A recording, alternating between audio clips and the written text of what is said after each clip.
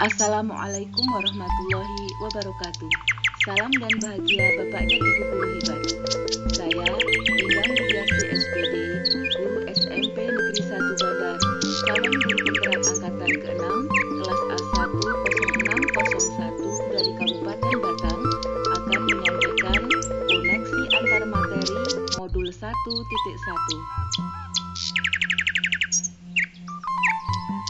Program guru penggerak mandiri, kolaboratif, berpihak pada murid.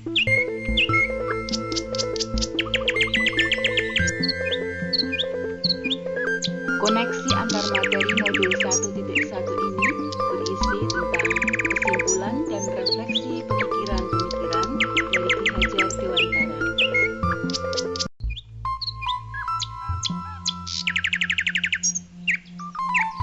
Pertanyaan pemantik 1.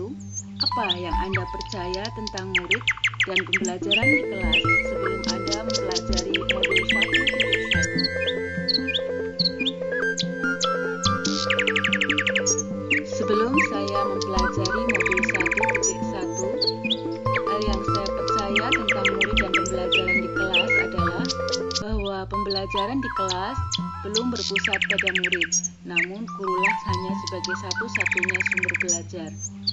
Kemudian kegiatan pembelajaran masih monoton dan hanya dilakukan di dalam kelas. Kadang-kadang kita juga berasumsi bahwa semua murid bisa kita samakan kemampuannya, dan tujuan pembelajaran hanya meliputi aspek kognitif atau pengetahuan saja.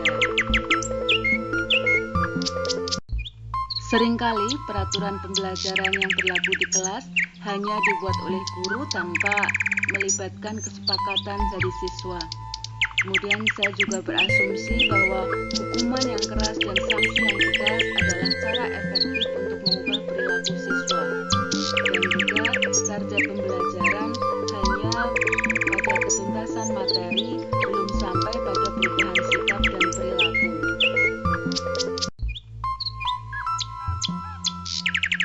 Mari kita berlanjut pada pertanyaan pemantik kedua.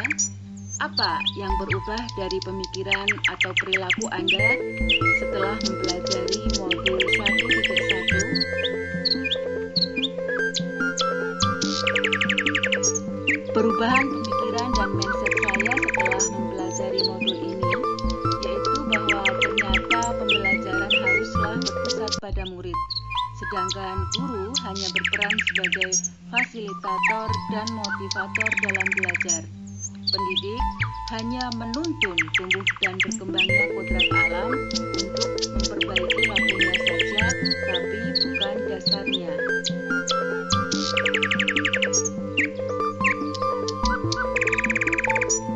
Sebagai seorang pendidik, saya sadar bahwa setiap anak memiliki karakteristik, bakat, serta potensi yang berbeda-beda, sehingga kita sebagai seorang guru harus bisa memahami dan mengantarkan murid-murid kita untuk menjadi orang yang berdaya dan menjadi manusia yang merdeka.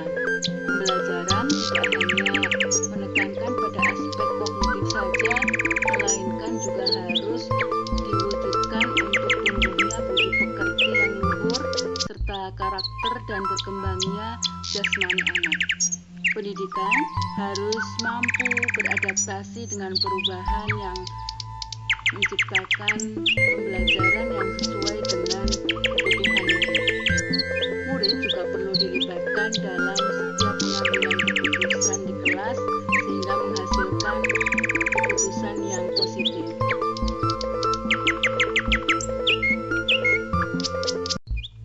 Anak adalah pribadi yang harus dihargai, sehingga sebagai seorang guru kita perlu memiliki empati kepada siswa dan menghargai keinginan-keinginannya.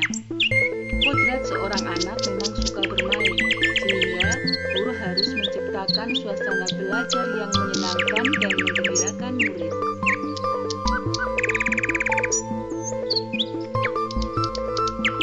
Sekarang kita melanjut pada pertanyaan pemantik 3.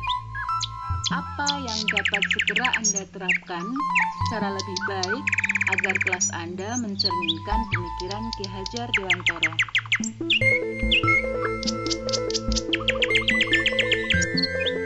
yang dapat saya terapkan secara lebih baik agar kelas saya mencerminkan pemikiran Ki Hajar Dewantara adalah menciptakan pembelajaran yang berpusat pada murid, sehingga murid adalah sebagai subjek tetapi bukan objek. Kemudian saya juga harus menciptakan suasana pembelajaran yang menyenangkan dengan membuat permainan-permainan yang kreatif sebagai alat pendidikan. Kemudian saya akan berusaha konsisten menerapkan sistem AMONG yang diajarkan Ki Hajar Dewantara, bukan hanya sekedar semboyan, dengan cara menuntun anak dalam pembelajaran sesuai dengan kodrat zaman dan kodrat alam.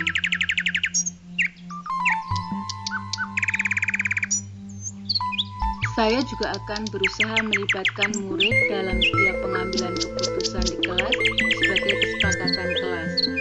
Kemudian, berusaha menerapkan nilai-nilai luhur sesuai dengan kearifan daerah sebagai kegiatan pembiasaan di sekolah. Misalkan di daerah saya, yaitu di Kabupaten Batang, dengan sistem guyub rukun, kita berusaha memberikan pembelajaran kepada siswa untuk melatih empati dan bekerja sama dengan temannya, juga dengan pembiasaan seperti 3S, senyum, sapa, salam, dan saya juga akan mengakomodir dan memfasilitasi kebutuhan, kepentingan, bakat, dan minat siswa dalam pembelajaran.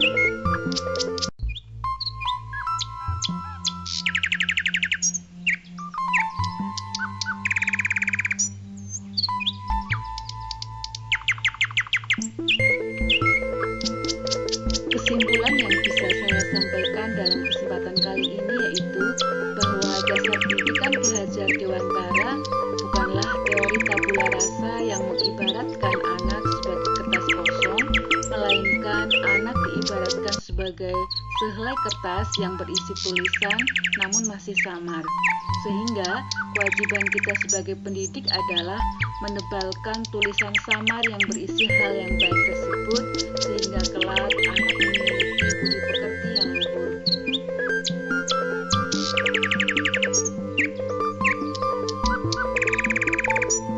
Guru dan murid sudah semestinya untuk berkolaborasi menciptakan kedalaman rasa takjub baik spiritual, intelektual, dan sosial untuk mencapai keselamatan dan kebahagiaan sebagai manusia.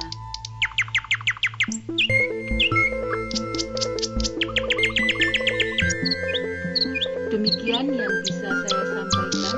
Semoga bermanfaat untuk kita semua dan majulah pendidikan di Indonesia. Terima kasih. Assalamualaikum warahmatullahi wabarakatuh. Salam dan bahagia.